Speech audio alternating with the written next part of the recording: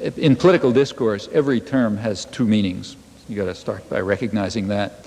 So democracy has an official meaning, which is something like, the ability of the public to take part in running their own affairs or something. But it also has a technical meaning, the one that's actually used. Something is a democracy if it's run by the business classes. If business runs it, especially business elements that are supportive of U.S. interests, then it's a democracy. If not, it's not a democracy. It doesn't matter. Nothing else matters virtually. You'll notice that this criterion works quite perfectly for identifying democracies. Same is true of the term peace process. It has a dictionary meaning. In the dictionary meaning, a peace process is some kind of process that's trying to lead towards peace. But it also has a technical meaning. In its technical meaning, it refers to whatever the United States happens to be advocating at a particular moment. Whatever diplomatic initiatives the United States is advocating, that's the peace process. Notice it follows that it's a logical impossibility for the United States to be opposed to the peace process. That's a nice consequence.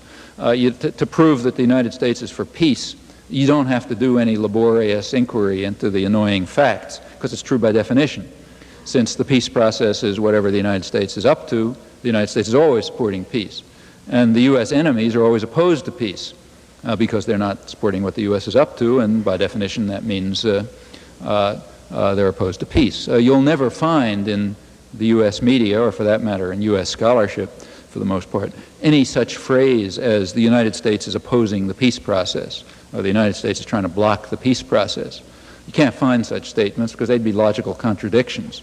Actually, I made this statement in a talk in Seattle a couple of months ago, and there is a media analysis group in the graduate school there, and a couple of weeks later I got a letter from somebody saying he was kind of intrigued, so he did a database study of the New York Times over 10 years, and he found, I don't know, like 900 references to peace process and checked them all out, and in fact there's not one case where the United States was opposed to the peace process. It's pretty remarkable because that was a period when the United States was trying to undermine diplomatic negotiations and settlement in Central America and in the Middle East and so on.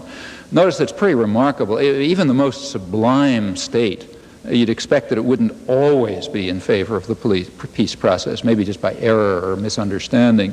But in the case of the United States, it's 100, I suspect it's 100%. You might check and see if you can find any exception. And the reason is it's just true by definition, since the peace process is whatever we do. Now, there are two major examples of peace processes in process now. One of them's in the Middle East and one's in Central America. There's no time to go through the details, but if you look, you'll notice that in the Middle East, the United States has been trying to block a diplomatic settlement of the Arab-Israeli conflict for the past 20 years, and it's still trying to block it. And in this, it's virtually isolated in world opinion. That's exactly what's going on now.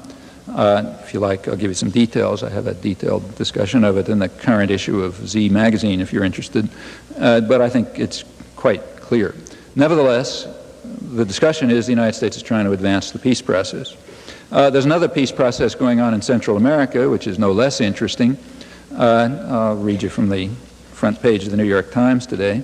The lead story in the New York Times today, which I picked up on the airplane, says, U.S. envoy urges Hondurans to let the Contras stay. Okay, let them stay in Honduras. They're trying to kick them out. And then comes a long story, and you turn to the second page, the continuation page, and it says, on its face, the administration proposal to keep the Contras in place would seem to be inconsistent with the spirit of the regional peace agreement, which calls for their relocation. But administration officials say there's no inconsistency. Well, that's about as close as you can come. You know, on its face, it seems to be inconsistent with the spirit of the peace agreement. Well, the peace agreement is quite explicit. The 1987 peace agreement, which the United States has succeeded in undermining and destroying, says explicitly that the one indispensable element in obtaining peace in the region is the end of any form of support, logistical, military, propagandistic, etc., for irregular forces like the Contras. Now, it doesn't seem to be inconsistent with the spirit, but it's flatly inconsistent with the words to keep the Contras in place. Well, the same is true of everything else about that. The There was that was the 1987 peace agreement, which the United States tried to undermine and did undermine with the support of the media. But there are others. There's right now there's a debate going on so-called humanitarian aid to the Contras. Well, the term humanitarian aid has a meaning. In fact, the World Court in its decision defines humanitarian aid. You look up paragraph 243 of the World Court decision, and it defines humanitarian aid as aid given for the hallowed purposes of the Red Cross, namely to relieve human suffering, and crucially it says aid that is given without discrimination to civilians on all sides of any conflict. Only under such conditions does anything qualify as humanitarian aid. Well, that means all the stuff given is called humanitarian aid has nothing to do with humanitarian aid. It's military aid. But you'll never find this discussed in the media. I doubt if you can find one reference to this in the media. So now we're talking about humanitarian aid that's going to be voted, the Bush administration hopes, to keep the Contras in place in violation of the 1987 agreement.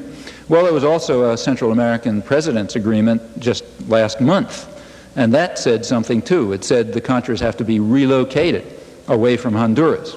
So this is flatly inconsistent with that, not the spirit, but the wording. Furthermore, there was a ceasefire agreement between Nicaragua and the Contras last March over the deep objections of the United States last March 23rd. And that ceasefire agreement has some very specific terms in it. It says that aid can continue to go to the Contras in ceasefire zones, all of which are in Nicaragua, when provided by a neutral agency. That's what the wording of the agreement says. Congress passed legislation right after that to send what they call humanitarian aid to the Contras, but if you look at the legislation, it says specifically that it must be in accord with the ceasefire agreement and it must be in accord with the Central American Peace Agreement. Well, that means that the only aid that Congress could legally send to the Contras in accordance with its own legislation is aid given by a neutral agency, like the Red Cross, to Contras in ceasefire zones inside Nicaragua. That's not just my interpretation. The ceasefire agreement also specified an international official in charge of monitoring the agreement. It's the Secretary General of the Organization of American States. He wrote a letter to Secretary of State George Shultz stating that the aid that the United States was sending was inconsistent with the ceasefire agreement, and he wanted to call the attention of the Secretary of State to this serious violation of the ceasefire agreement and the congressional legislation. That was never reported. Congress proceeded to send the aid. The neutral agency that they selected was USAID, State Department subsidiary. That's the neutral agency, and they're sending it illegally to Honduras. In fact, the aid that they're sending is not only flatly inconsistent with the Central American Peace Agreement, it's even inconsistent with Congress's own legislation. That's pretty tricky. You'll never find one word of discussion about this. This is against the background of years of the United States trying to undermine every effort at political settlement of those conflicts, whether they were through the Contadora group of Latin American democracies or the United Nations or the Security Council, where the United States vetoed resolutions calling on all states to support international law and so on. And it continues. But nevertheless, according to the media, the press, the United States government is supporting the peace process.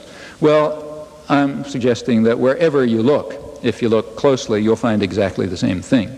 You'll find quite a remarkable degree of civility and subordination to established power, particularly remarkable because there's no force behind there's no authority that can impose force. This is willing subservience, not compelled subservience, and the kind that in fact flows, I think, just from the logic of the institutions for the reasons that I mentioned. Well, let me return finally to a prediction of the propaganda model that I mentioned already, namely that however well confirmed it is, it cannot be part of the discussion. It's got to remain outside the spectrum of debate in respectable circles, maybe with some very marginal exceptions. The reasons are the ones I mentioned. They're pretty obvious. That conclusion, again, is quite well established empirically, and I think we may assume with fair degree of confidence that that will continue to be the case.